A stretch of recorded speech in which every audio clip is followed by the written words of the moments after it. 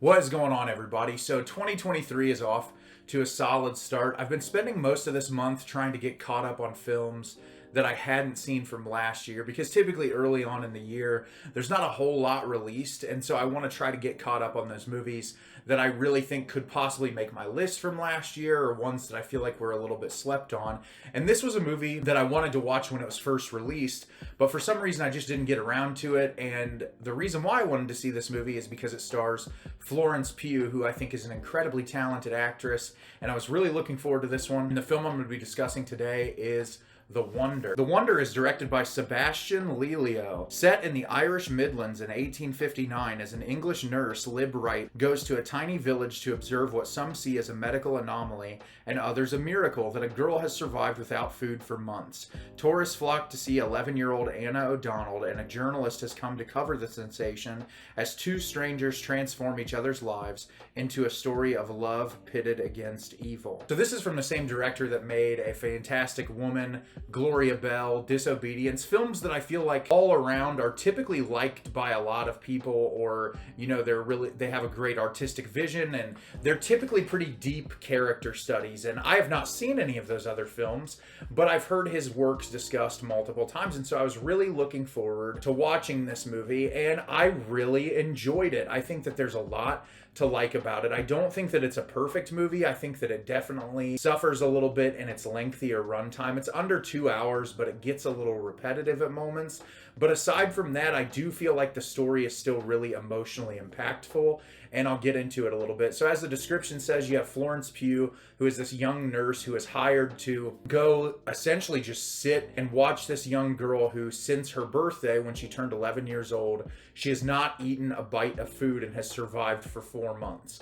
And so this group of people, there's like a religious fanatic on the group, there's a doctor on the group. They want to see if this is truly like a gift from God, or if it's just a medical anomaly, or if the family is creating a hoax just to get attention centered around. And so she ends up going to this place, getting to know this family, and you have this mother who is clearly very overprotective of her daughter. She's very religiously fanatic. Her whole family seems to be.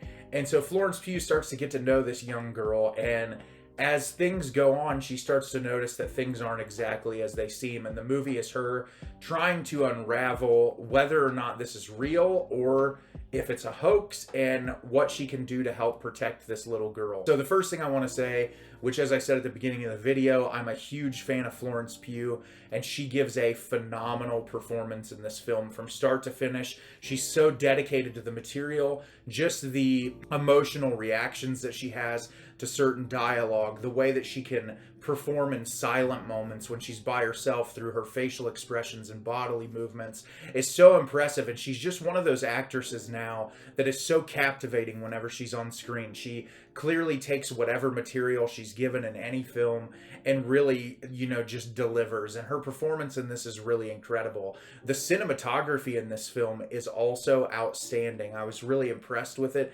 It was beautiful to look at. Each scene, especially the landscape shots, like the empty shots where the house is surrounded by the green landscape, and the different environments when it's nighttime, and just how beautiful the whole film looks. And it really is deeply psychological in a way as well, where you look at this family and whether or not they're manipulating their daughter into playing into this. And that's psychologically fascinating, but also Florence Pugh's character and the loss that she has dealt with in her life and the things that she has gone through. And there's multiple scenes shown where she's taking some sort of drug that I think could be implied that it's like a hallucinogenic. I didn't really look into it afterwards, but to kind of get her mind off of the horrible things that she's been through in her own life. And so because of that tragedy, she herself is sort of seeing a tragedy unfold where this young girl, her health starts to deteriorate, and she's seeing her die, and she doesn't want that to happen. And so the whole thing with Florence Pugh's character is wanting to be a better person and wanting to take care of this girl.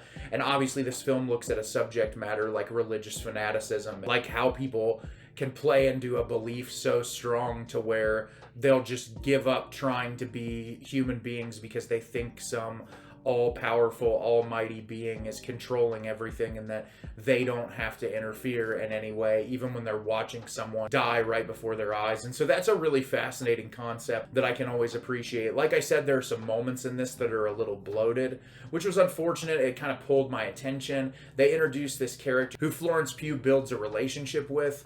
To what extent you're kind of determining that on your own, especially with where the third act of the movie goes. But that all seemed to just like provide another character so this situation could play out in a specific way, which is fine. But a lot of the moments with them feel like they take up a little bit too much of the screen time. But at the end of the day, I was really impressed with this, and it's a very emotional film that conveys some really dark subject matter, especially towards the end when different information is revealed about the family and what's going on. And it was just a really well-made movie. I also loved the opening shot of this kind of breaks the fourth wall, and you're seeing the set. You're kind of being introduced to the film as the whole. And that's really cool. I don't feel like a lot of directors do that anymore. And it was a really neat way to be introduced to the movie. But overall, I really enjoyed this one. I love period piece films. I think the attention to detail and the costume design in this was amazing, and I just enjoyed myself through most of the runtime. And if you enjoy art house films, you enjoy slower paced character dramas, I think you'll really appreciate this one. So have you seen The Wonder? Did you love it? Did you hate it? Leave me a comment down below and let me know what you thought. I thought this movie was really great. It had great performances, great cinematography, and while the runtime dragged a little bit, I still found myself enjoying it for majority of the run. As always, if you can like the video and subscribe to the channel, it helps me out a lot and lets me know the type of content you're looking for. I'm always putting out new material and look forward to getting more out for you in the near future. And as always, everyone, thank you so much for watching, and have a great rest of your day.